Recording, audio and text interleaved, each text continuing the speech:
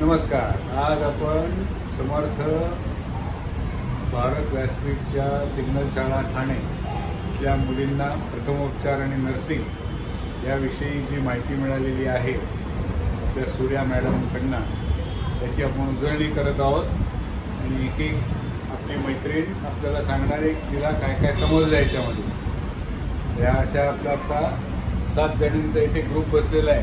7 जणी आपल्याला थोडी थोडी माहिती देणार आहे. आपण एकीकडनं सुरुवात करूया. जखम झाल्यावरती डेटॉल लावून साफ करून क्रीम लावला पाहिजे. बिमार झाल्यावरती डॉक्टरचा जायला पाहिजे. स्वच्छता ठेवायला पाहिजे. स्वच्छता नसेल तर आपण आजारी पडतो. मुक्कामार लागल्यावर झेंडू बाम लावला पाहिजे आणि कपड्याने शेकायला पाहिजे. पेशंटला वेळेवरती गोळी द्यायला पाहिजे. सांग दादाचं नाही असं सांगायचं. सर काही सांग.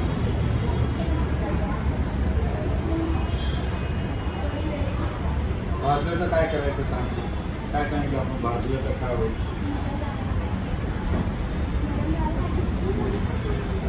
पाणी लावायचं. भाजलं की काय करायचं? सगळ्यात पहिल्यांदा भरपूर पाणी लावायचं ना. आणि खायला पहिला काय काय खायचं? आणि